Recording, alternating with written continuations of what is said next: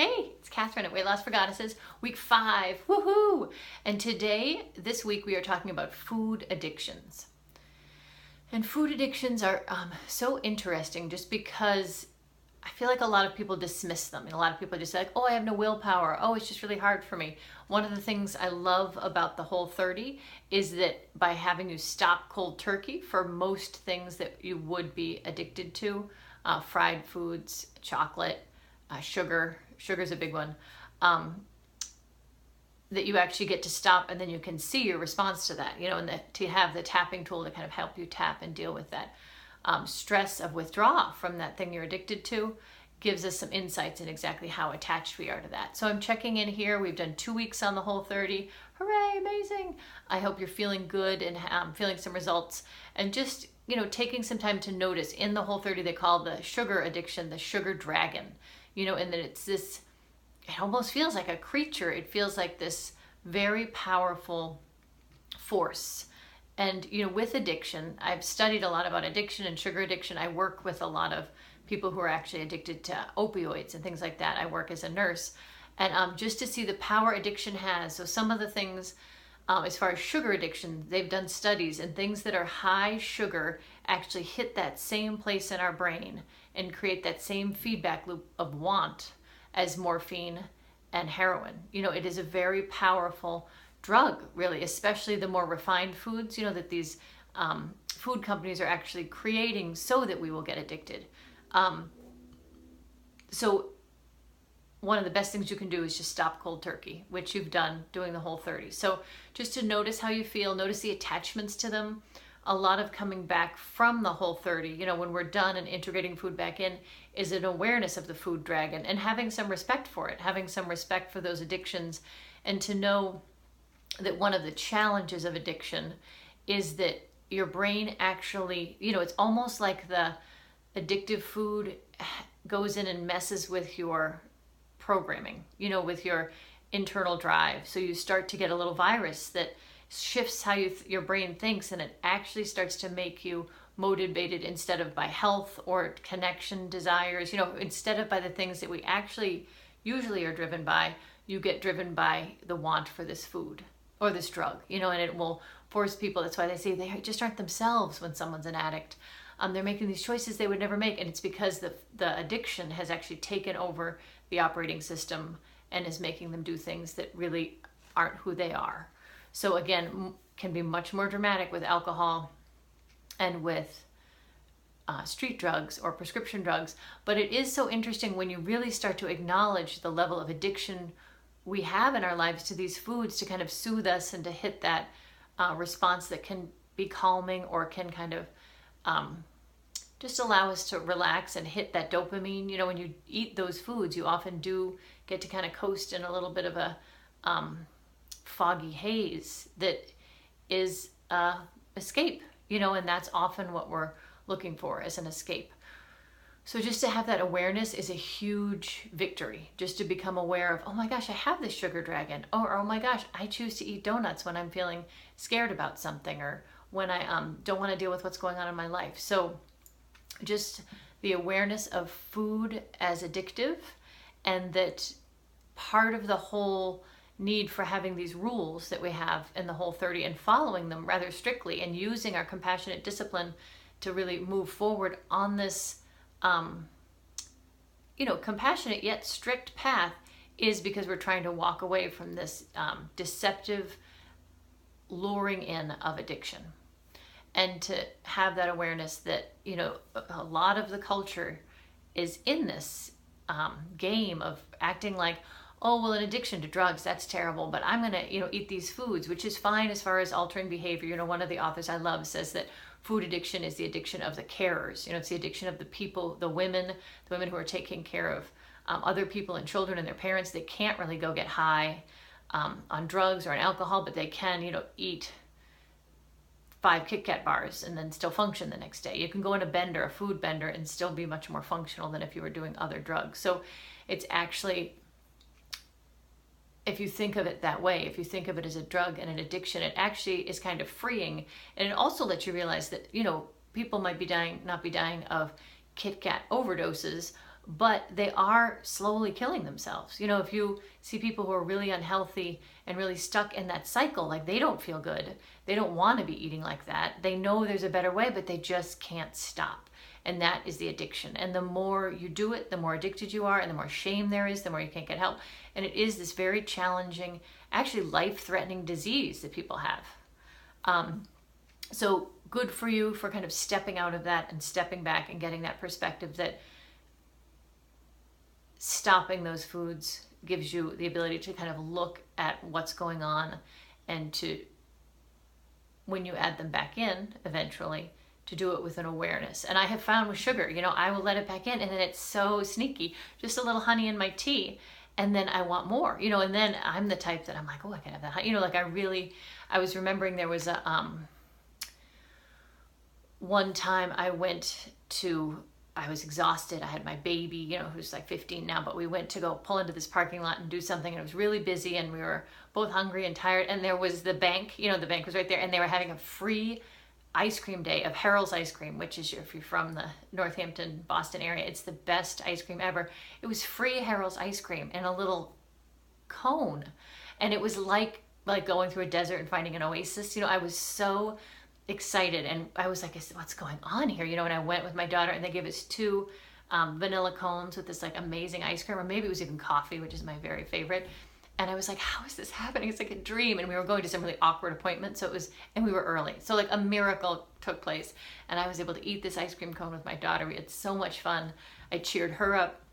I just felt replenished. I'm sure I felt after, but at the time it was really fun and exciting. And what I found so funny is every time I drive by that parking lot, 5 years later, I still think, oh, that's where I got the ice cream. You know, that there's that part of me like, do they still have that? You know, and there was something about it, because it was unexpected, and because it was so delicious and it hit that spot, it actually created some very funny loop in me where I see that place and I think, I want that again. And that's kind of what the addiction does.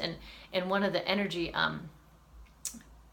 techniques I use, there's this idea, you know, that energy gets blocked, and it gets blocked by trauma, negative events, you know, just lots of different things can just kind of keep injury, can keep energy from moving. But one of the things that I found so interesting that gets energy stuck is actually a hugely positive experience. You know, you have this incredible experience. It's so good. You know, and it's like if you have, like me having that ice cream cone, like it's so good that it actually gets, it gets stuck in your energy field as this kind of optimal, amazing, almost orgasmic experience that they then want to recreate. So every time you're eating an ice cream cone, you're trying to kind of recreate that time. You're trying to recreate that time. And I had that with giving up caffeine. I had this time, I'd been traveling all around Europe. It'd been like 3 months without a family or a bed. You know, I was just like going from hostel to hostel, and youth hostel, not hostel environment. But, you know, I was traveling. It was very kind of touch and go, and you know, like I wanted it, but I finally ended up at my friend's house, this lovely friend who's in his parents' house in England. And I got a room to myself and this beautiful bed, and there was a cat sleeping next to me. Like, it was so beautiful. And then I got to sleep in, because at the youth hostels they kick you out. You know, it was this amazing experience. And then the mother came and brought me this perfect cup of tea. It was perfect heat. It was perfect steeped. It had the milk and the sugar. Like, it was like, oh my God, like drinking it was so, because it fulfilled my feelings of want of home and coziness and loneliness. You know, all of that was fulfilled in this experience, which became kind of infused in this cup of tea. So I had that cup of tea. It was so good. And I have been trying the rest of my life to have that cup of tea, you know, I'll be like, was that a bit more sugar? Is there more tea? You know, and caffeine isn't good for me. And I finally had to do energy work on, you know, why I keep trying to drink the caffeine, and why I keep trying to make, you know, drink this tea that makes me feel terrible. And I you know, it's, I won't tell you all my annoying symptoms with caffeine, but it's not the wisest choice for me. And then finally I traced it back to that, like, you silly girl, that is what you're trying to recreate. And that, you know, in the energy work I did, you know, I moved it, you know, I shifted it, and realized, you know, that one of the wonderful things about doing energy work is you don't lose it. You know, you're not just cutting it out. You're just integrating it into your system so it can flow. So that memory is there, that experience was there, but I don't have to constantly almost get stuck in that cycle of want. And that is often like that with addictions. People say they're just trying to get that perfect cigarette that they get, once every 5 years where it really hits the spot, or that perfect beer where it just goes down and everything's perfect. We're trying to create an experience, and we often don't even get it, but in that urgency of wanting it, we end up kind of sabotaging the rest of our lives. So sad, really.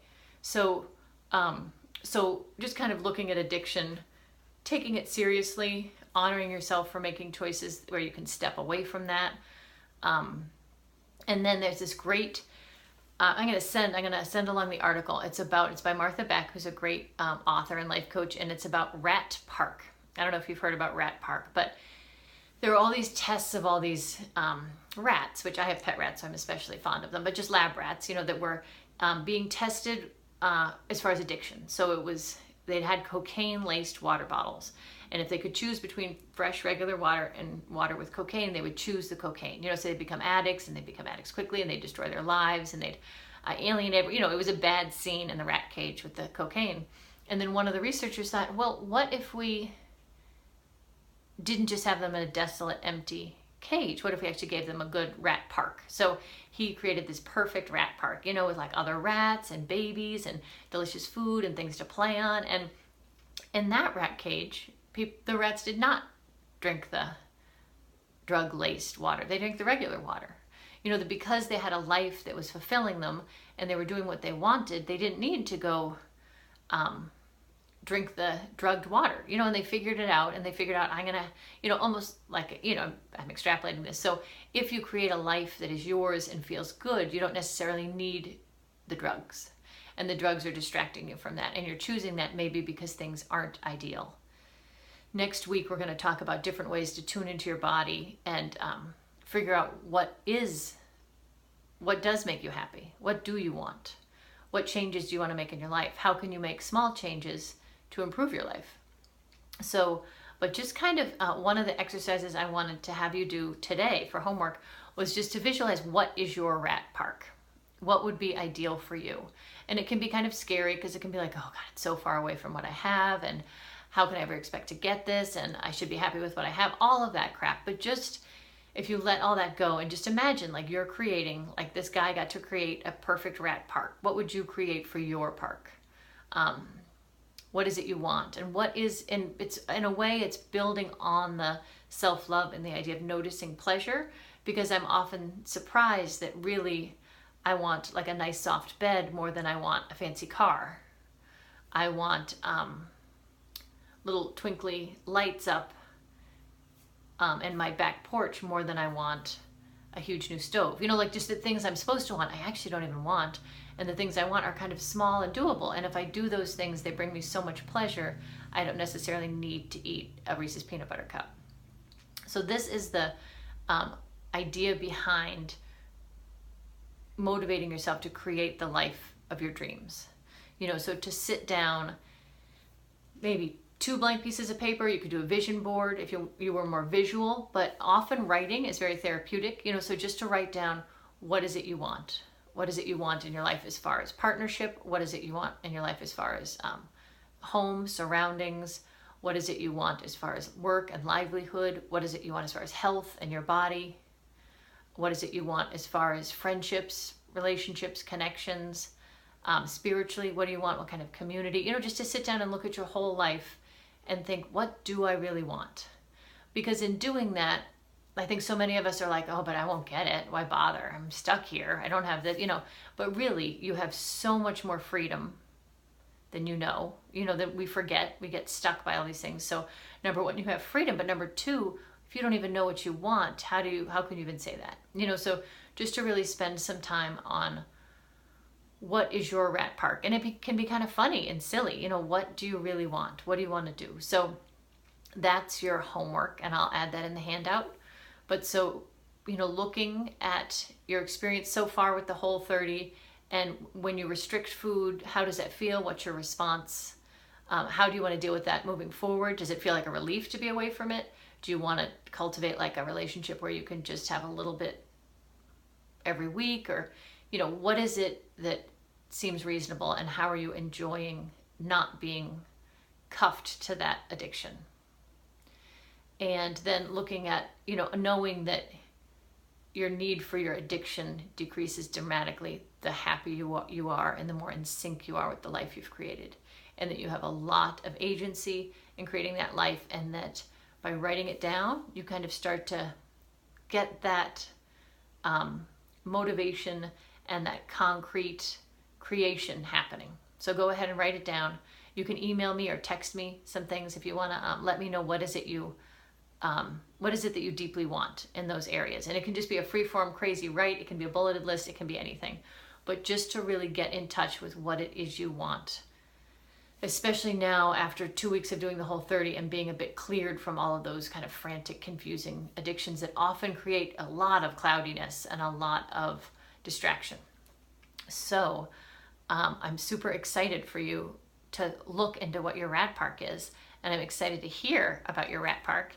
And I'm just going to peek in my notes and see if I forgot anything. No, that's it. So I'm going to include the article on rat park, and I'm going to give you a handout to fill out just to brainstorm about your rat park.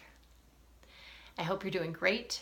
Lots of love to you, and email me if you have any questions at all, and I will see you soon. Okay, bye.